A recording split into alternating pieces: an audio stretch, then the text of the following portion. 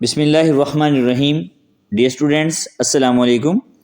آج ہم 7 کلاس کی اردو کی کتاب سورج مکھی کا آخری سبق، جس کا عنوان ہے مرغ مرحوم، یہ ایک نظم ہے، پڑھنے جا رہے ہیں۔ حسب معمول سب سے پہلے ہم اس میں الفاظ معنی دیکھیں گے۔ سب سے پہلا لفظ ہے بدخواہ، برا چاہنے والا۔ اگلا لفظ ہے دل دوز، تکلیف دہ۔ رانی کھیت مرغیوں کی ایک انتہائی مہلک وبائی بیماری ہے جو کہ آپ نے دیکھا ہوگا سردیوں میں پھیلتی ہے، جس سے مرغیاں بہت زیادہ مرتی ہیں۔ ایک ہے جادواں، کہتے ہیں ہمیشہ رہنے والا۔ قلب حزین، غمگین دل، دکھی دل۔ وبائے عام، بہت پھیلی ہوئی وبا، بیماری کو کہتے ہیں۔ نیکسٹ جو ہے وہ نظم کے اشعار ہیں۔ پہلا ہے کہ اے میرے مرغے، میرے سرمایہ تسکین جاں، تیری فرقت میں ہے بے رونق میرا سارا مکان، کون دے گا رات کے 12 بجے اٹھ کے اذاں۔ شاعر اپنے مرغے کو نہایت محبت اور جذباتی انداز میں مخاطب کر رہا ہے۔ وہ مرغے کو اپنے دل کے سکون کا سرمایہ قرار دیتا ہے۔ مرغے کی جدائی سے شاعر کا پورا گھر ویران اور بے رونق ہو گیا ہے۔ تیسری سطر میں طنز و مزاح کا پہلو نمایاں ہے کہ مرغے کی بانگ، اذان کو کہتے ہیں۔ شاعر کہتا ہے کہ اب رات کے 12 بجے کون مجھے مرغے کی بانگ سنا کر جگائے گا۔ یہاں مرغے کی اہمیت کو مزاحیہ انداز میں بڑھا چڑھا کر جو ہے وہ پیش کیا گیا ہے۔ اگلا شعر ہے، کہتے ہیں کہ تیری فرقت میں یہ دل تڑپا، جگر نے کی آہ، کھا گئی تجھ کو نظر شاید کسی بدخواہ کی۔ اس شعر میں شاعر مرغے کی جدائی پر اپنے دل اور جگر کے دکھ کو بیان کرتا ہے۔ دل کے تڑپنے اور جگر کے آہ کرنے سے غم کی شدت ظاہر ہو رہی ہے۔ شاعر دوسرے مصرعے میں شاعر توہم پرستانہ انداز میں کہتا ہے کہ شاید کسی بدخواہ کی نظر لگ گئی جس کی وجہ سے مرغا مر گیا۔ اس سے عوامی عقیدے اور مزاح دونوں کا جو ہے وہ پہلو نکلتا ہے۔ شاعر کہتا ہے کہ تجھ کو لایا تھا کراچی سے کہ پالوں گا تجھے، مشرقی آداب کے سانچے میں ڈھالوں گا تجھے، مفت خوروں کی نگاہوں سے بچا لوں گا تجھے۔ شاعر فخر کے ساتھ بتاتا ہے کہ وہ مرغے کو کراچی سے خاص طور پر لایا تھا۔ اس کا ارادہ تھا کہ اسے اچھے طریقے سے پالے گا اور مشرقی تہذیب و آداب کے مطابق تربیت دے گا۔ تیسرے شعر میں مصرعے میں شاعر مزاحیہ انداز میں کہا گیا ہے کہ مرغے کو مفت خوروں یعنی کہ بلا اجازت فائدہ اٹھانے والوں اور لالچی لوگوں کی نظر سے بچا کر رکھے گا۔ یہاں سماجی طنز بھی موجود ہے، ٹھیک ہے۔ اسی طرح کہتے ہیں کہ تجھ پہ لیکن موت کے 2 سائے چھا گئے، حسرت ان غنچوں پہ ہے جو بن کھلے مرجھا گئے۔ یہاں شاعر مرغے کی اچانک موت کو انتہائی دردناک انداز میں بیان کرتا ہے۔ موت کے سائے چھا جانے سے مراد یہ ہے کہ مرغے کی زندگی اچانک ختم ہو گئی۔ دوسرے مصرعے میں مرغے کو غنچے سے تشبیہ دی گئی ہے کہ جو کھلے بغیر مرجھا گیا، یعنی مرغا اپنی پوری زندگی اور صلاحیت ظاہر کیے بغیر ہی دنیا سے جو ہے وہ رخصت ہو گیا۔ تیرے غم زدے زندگانی بھر نہ بھولیں گے، پھول سی کلگی ملائم نہ بھولیں گے مجھے، تیرے انداز حسین یکسر نہ بھولیں گے مجھے۔ یہ بھی شعر کا حصہ ہے، ٹھیک ہے۔ کہتے ہیں کہ اس شعر میں شاعر مرغے کی خوبصورتی اور دلکشی کو یاد کر رہا ہے۔ مرغے کے ناز و انداز، اس کی پھول جیسی کلگی اور نرم پر شاعر کو ہمیشہ یاد رہے گی۔ یہاں مرغا محض ایک جانور نہیں بلکہ ایک حسین دلکش مخلوق کے طور پر جو ہے وہ پیش کیا گیا ہے، جس سے شاعر کے جذباتی وابستگی جو ہے وہ ظاہر ہوتی ہے۔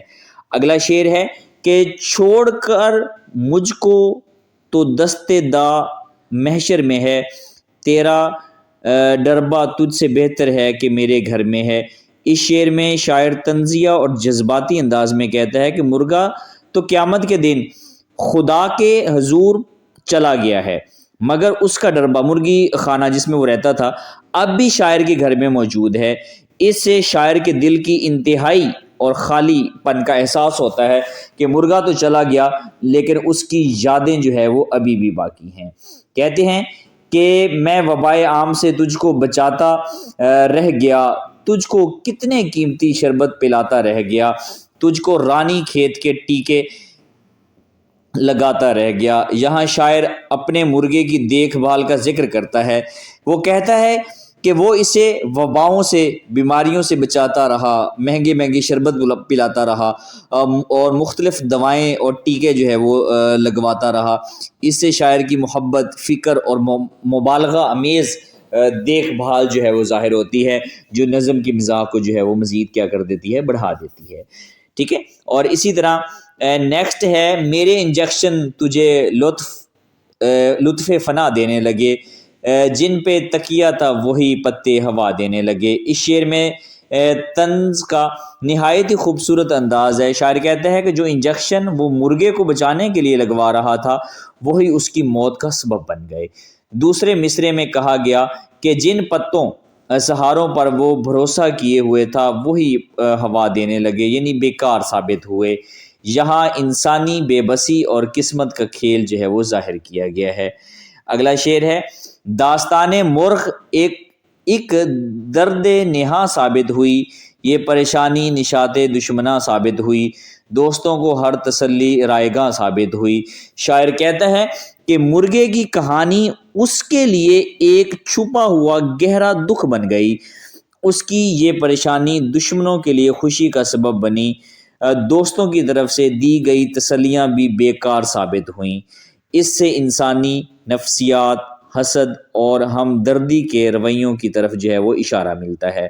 نیکسٹ شعر ہے کہ دوست غم خواری میں میری سعی فرمائیں گے کیا، ایک ایک مرغا اٹھا کر گھر سے لے آئیں گے کیا۔ یہاں شاعر طنزیہ سوال کرتا ہے کہ کیا دوست واقعی اس کے غم کا اصالہ کر سکتے ہیں؟ کیا وہ ایک ایک مرغا اٹھا کر اس کے گھر لا سکتے ہیں؟ اس سے یہ بات واضح ہوتی ہے کہ اصل نقصان کا کوئی نعم البدل نہیں ہو سکتا۔ ٹھیک ہے، اسی طرح کہتے ہیں کہ اے میرے مرغے تمہارے تذکرے ہوگے یہاں، میں بناؤں گا تمہارے ہر ادا کو جادواں، ہو مبارک تم کو مرغے غوشہ باغ جنا۔ اس شعر میں شاعر مرغے سے وعدہ کرتا ہے کہ وہ اس کے تذکرے کو زندہ رکھے گا، اس کی ہر ادا کو ہمیشہ کے لیے یادگار بنا دے گا۔ آخری مصرے میں مرغے کے لیے جنت کے باغ کا غوشہ مبارک کہا گیا ہے، جو مبالغہ اور مزاح کے ساتھ عقیدت کا بھی جو ہے وہ اظہار کر رہا ہے۔ نیکسٹ کہتے ہیں کہ میں تمہاری یاد سے قلب حزین بہلاؤں گا، گھر کے آگے تمہارا مقبرہ بنواؤں گا۔ نظم کے آخری شعر میں شاعر کہتا ہے کہ مرغے کی یاد سے اسے اپنے غمگین دل کو بہلاتا رہے گا اور اس کے گھر کے آگے مرغے کا مقبرہ یعنی کہ مزار بنوائے گا۔ یہ بات انتہائی مبالغہ امیز اور مزاحیہ ہے، جس سے نظم کا اختتام اور بھی درد اور ہنسی کے امتیاز پر ہوتا ہے۔ ٹھیک ہے، اس کے بعد جو ہے وہ تفہیمی سوالات ہیں۔ کہتے ہیں کہ درج ذیل بند کو نثر میں تبدیل کیجئے۔ اس بند کا آخری مصرع ضرب المثل کے طور پر بھی استعمال ہوتا ہے، اس کے معنی لکھ کر اپنے جملے میں استعمال کیجئے۔ نثر کس کو کہتے ہیں؟ نثر کہتے ہیں کہ جو اشعار ہوتے ہیں اس کو اپنے الفاظ میں بیان کر دینا نثر کہلاتا ہے۔ جیسے یہ شعر ہیں تو اس کی نثر یوں بنے گی، شاعر کہتا ہے کہ میں تمہیں خاص طور پر کراچی سے اس ارادے سے لایا تھا کہ تمہیں پالوں گا، پوسوں گا، اچھی تربیت دوں گا۔ میں چاہتا تھا کہ تمہیں مشرقی تہذیب اور آداب کے مطابق ڈھالوں اور لالچی اور مفت خوروں کی نظروں سے محفوظ رکھوں، لیکن میری تمام کوششوں کے باوجود تم پر موت کا دردناک سایہ چھا گیا۔ اب اس افسوس ان امیدوں اور خواہشوں کا ہے جو پوری ہونے سے جو ہے وہ پہلے ہی ختم ہوگی۔ سوال میں ایک چیز انہوں نے کہی تھی کہ اس کے آخری مصرع جو ہے وہ ایک ضرب المثل کے طور پر بھی استعمال، وہ کون سا ہے؟ وہ یہ ہے کہ حسرت ان غنچوں پہ ہے جو بن کھلے مرجھا گئے۔ اس ضرب المثل کا مطلب ہے کہ وہ امیدیں، خواہشیں یا منصوبے جنہیں پورا اترنے کا موقع ہی نہ ملا، وہ آغاز سے پہلے ہی ختم ہو گئے، ان پر افسوس ہوتا ہے۔ جملے میں استعمال. کہتے ہیں کہ غریب طالب علم کی حسرت یہی تھی کہ وہ تعلیم مکمل کرے مگر مجبوریوں نے پڑھائی چھڑوا دی. واقعی یہ حسرت ان غنچوں پہ ہے جو بن کھلے مرجھا گئے. نوجوانی میں اس کے کئی خواب تھے لیکن بیماری نے سب کچھ ختم کر دیا. تو اس میں ہم یہ محاورہ بول سکتے ہیں کہ حسرت ان غنچوں پہ جو بن کھلے مرجھا گئے. ٹھیک ہے. اس کے بعد زبان شناسی قواعد ہیں. کہتے ہیں کہ تشبیہات، اردو زبان میں بہت دلچسپ تشبیہات استعمال کی جاتی ہیں. تشبیہات سے پہلے عموماً کی طرح جیسے گویا کے الفاظ استعمال کیے جاتے ہیں. کچھ دنوں کی تشبیہات عام طور پر دی جاتی ہیں جیسے لومڑی کی طرح چلاک. ٹھیک ہے. کہتے ہیں کہ چند جانوروں کے نام ہم نے لکھ دیے تو آپ نے ان کی خصوصیات ان کے سامنے لکھنی ہے. جیسے کہ لومڑی ہے تو اس کی صفت جو ہے وہ چلاک ہونا ہے. شیر ہے تو شیر کی صفت بہادر ہونا ہے. گدھا کی صفت بیوقوف ہونا ہے. ہرن کی صفت پھتریلا ہونا ہے. چیتا تیز رفتار اس کی صفت ہے. اسی طرح گرگٹ رنگ بدلنے والا. بندر نقال. کچھوا سست. ٹھیک ہے. اسی طرح کہتے ہیں کہ ردیف وہ لفظ یا الفاظ ہیں جو شعر کے آخر میں مکرر یعنی بار بار آئیں. قافیہ سے مراد وہ حروف و حرکات یا مشابہ آوازیں ہیں جو ہر شعر کے آخر میں دہرائی جاتی ہیں. کہتے ہیں کہ میرے انجیکشن تجھے لطف فنا دینے لگے، جن پہ تکیہ تھا وہی پتے ہوا دینے لگے. اس شعر میں الفاظ دینے لگے دہرائے گئے ہیں، لہٰذا یہ ردیف ہیں. جب کہ ردیف سے پہلے فنا اور ہوا کی اختتامی آواز ایک جیسی ہے، اس لیے یہ قافیہ ہیں. کہتے ہیں کہ اس نظم کے چوتھے اور پانچویں بند کے ردیف اور قافیے لکھیے. اس چوتھے بند کے ردیف اور قافیے، چوتھا بند جو ہے اور اس کا ردیف رہ گیا بچاتا پلاتا لگاتا، اس کے جو ہے وہ قافیہ ہے. پانچویں شعر کی ردیف جو ہے وہ ثابت ہوئی ہے. نہاں دشمنا رائے گاں، یہ اس شعر کے کیا ہیں؟ قافیے ہیں.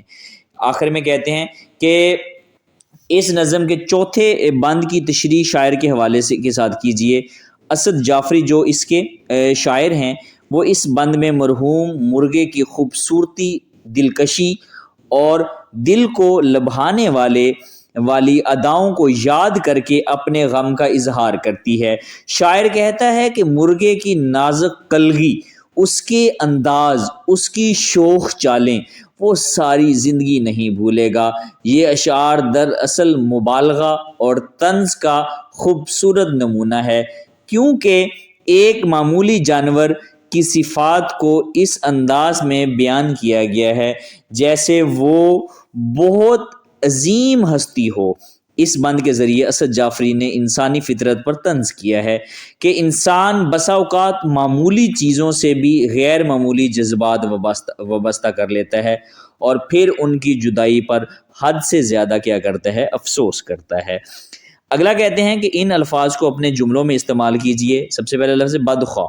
ہمیں چاہیے کہ ہم اپنے بدخواہ لوگوں کی باتوں سے ہوشیار رہیں. اسی طرح مفت خور، کہتے ہیں کہ کچھ مفت خور افراد بغیر محنت کے دوسروں کی کمائی پر گزارا کرنا چاہتے ہیں. ملائم، اس بچے کے ہاتھ بہت ملائم ہیں. رائے گاں، غفلت اور لاپرواہی کی وجہ سے اس کی ساری محنت رائے گاں چلی گئی، ضائع چلی گئی. ٹھیک ہے. وبائے عام بیماری کو کہتے ہیں. وبائے عام کے دنوں میں صفائی، احتیاط اور علاج کا جو ہے وہ خاص خیال رکھنا چاہیے. ٹھیک ہے. آخر میں کہتے ہیں کہ اس نظم کا مرکزی خیال تحریر کیجئے. مرکزی خیال نظم مرغے مرحوم میں اسد جعفری نے ایک مرغے کی موت کے ذریعے انسانی جذبات، مبالغہ امیز غم اور سماجی رویوں پر طنزیہ انداز میں روشنی ڈالی ہے. بظاہر یہ ایک مرغے کا نوحہ ہے مگر حقیقت میں یہ انسان کی ناتمام خواہشوں اور بے فائدہ کوششوں کی عکاسی کرتا ہے. ٹھیک ہے. امید ہے کہ آج کا لیسن آپ لوگوں کو پسند آیا ہوگا. دعاؤں میں یاد رکھیے گا. اللہ حافظ.